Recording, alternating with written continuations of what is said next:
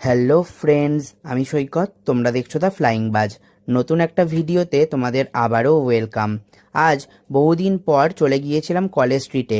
অনেক দিন ধরেই যাবো ভাবছিলাম, একটা বই কেনার দরকার ছিল, তাই ছুটি পেতেই চলে গিয়েছিলাম কলেজ স্ট্রিটে।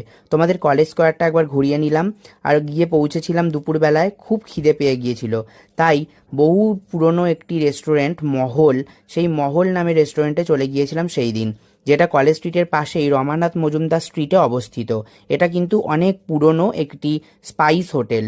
এখানে এর আগেও কলেজ স্ট্রিটে গিয়ে অনেকবার আমরা খাওয়া দাওয়া করেছি, তাই আজও কোনো অন্যথা না করে সেখানেই চলে গিয়েছিলাম। দেখতেই পাচ্ছ কত দিনকার পুরনো ঐতিহ্য। বাইরে ভেতরে দুখানা এদের সিটিং প্লেস রয়েছে, আর আমার সাথে সেদিন গিয়েছিল সমশ্রী। প্রচণ্ড খিদে পেয়ে গিয়েছিল, আর আমরা একদম লাস্টে গিয়ে উপস্থিত হয়েছিলাম। ওদের কাছে কিন্তু বেশি আইটেম সেদিন ছিল না সেই মুহূর্তে, তাই আমরা সেখান থেকে সেদিন নিয়ে নিয়েছিলাম মুগ ডাল, এটা একটা স্পেশাল মুগ ডাল, কাতলা মাছের কালিয়া, আমের চাটনি, একটা পুঁই শাক দিয়ে মাছের মাথা দিয়ে পুঁই ঘন্ট, আর হচ্ছে ঝুরি ঝুরি আলু ভাজা। একদম বাঙালির অথেন্টিক ডিশ বলতে পারো। এই খিদের পেটে এই খাবার সামনে পেলে আর কি লোভ সামলানো যায়?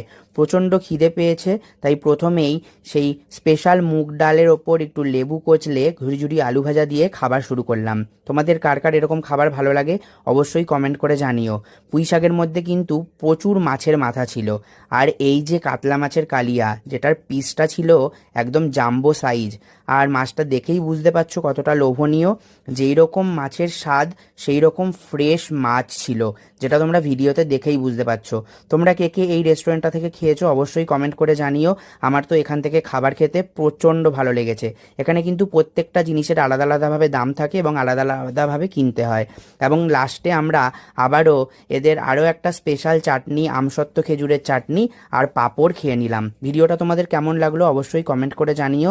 আর এরকম নতুন নতুন ভিডিও পেতে অবশ্যই কিন্তু চ্যানেলটাকে সাবস্ক্রাইব করে রেখো। আজকের মতন সবাইকে টাটা।